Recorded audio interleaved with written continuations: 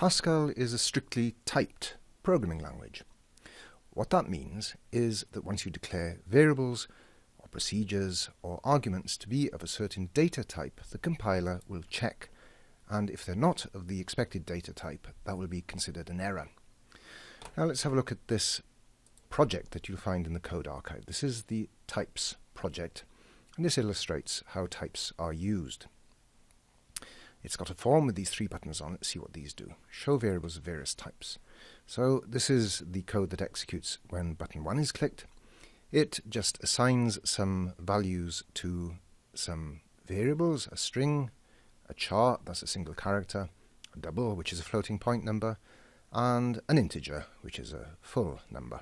Then it calls show all, and it passes those values, those variables, to the method.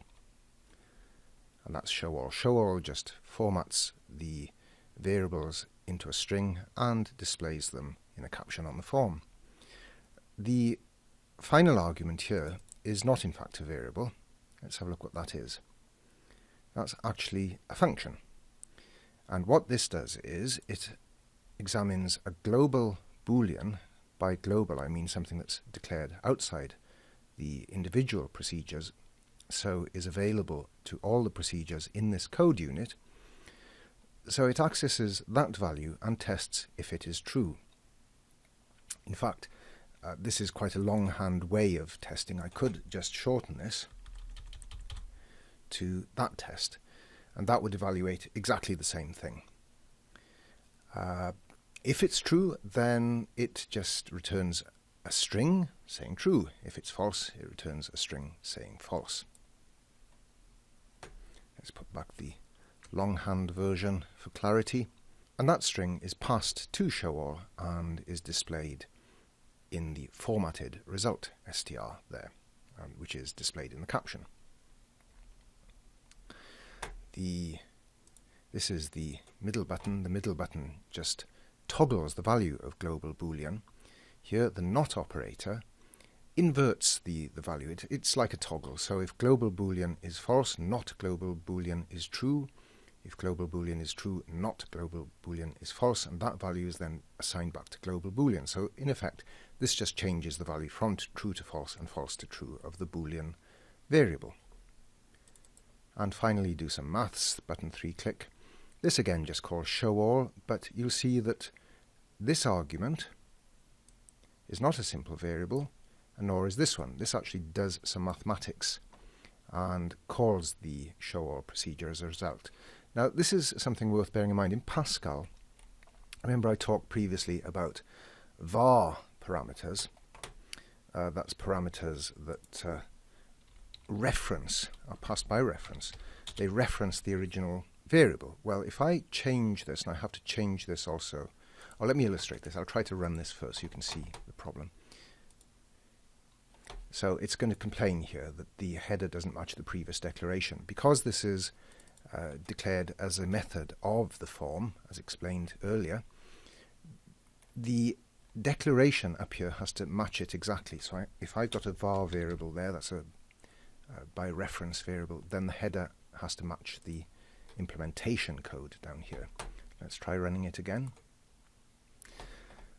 But this time it says variable identifier expected, and this is the problem I wanted to illustrate, that it's this argument here is not a variable. In Pascal, if I pass something by reference, remember that means that the parameter refers to the original variable. It points to it. And in Pascal, I can't pass then this kind of expression. It has to be an actual variable. I'd have to declare it like a variable d, I, or c here would be acceptable. But so if I just change that to a simple variable, that's acceptable. But an expression, a mathematical expression for a var parameter is not. So let me return it to my original.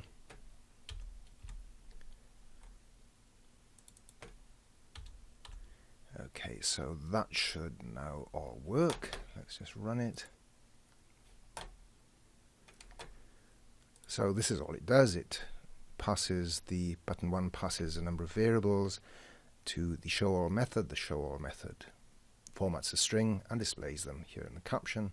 look at this final value boolean true, toggle the boolean variable as I explained just now, and now it's false. Back to true again.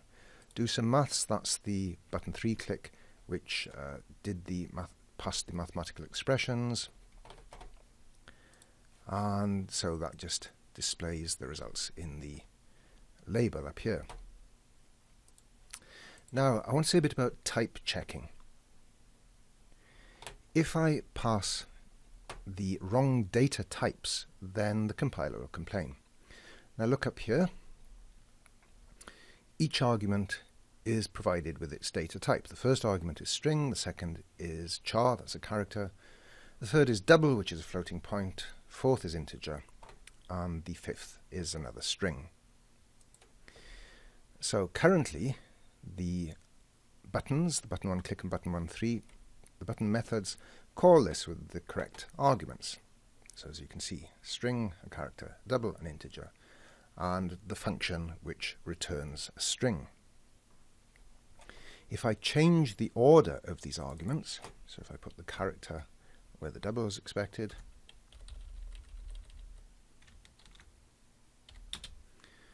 which is quite easy, it's quite an easy mistake to make in a complicated program, that you forget the order of the arguments and you might do them in the wrong order. But the compiler complains.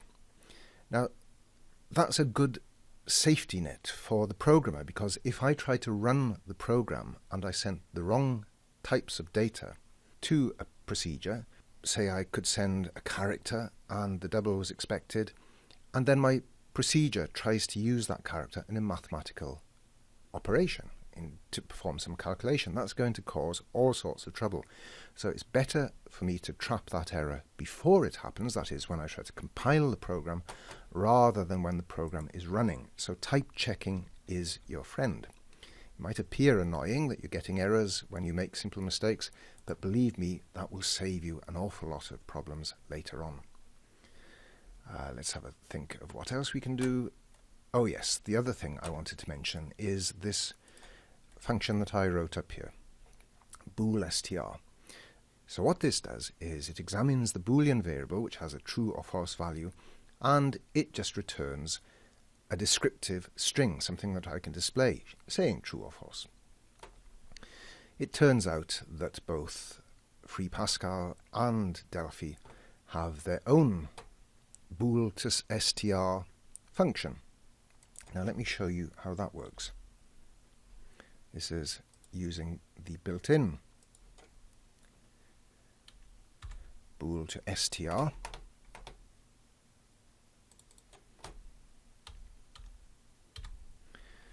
Okay, let's pass to it the global boolean.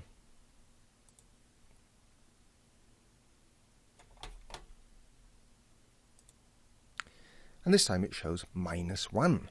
Well, that's not really what I was expecting. I was expecting it to show a string saying true.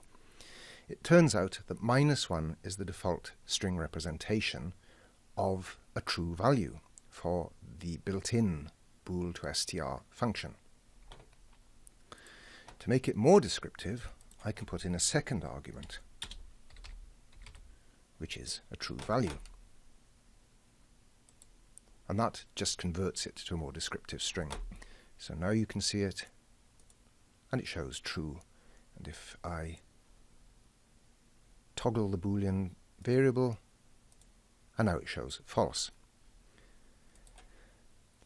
So that's a simple overview of how to use types and how to make good use of type checking in your own code.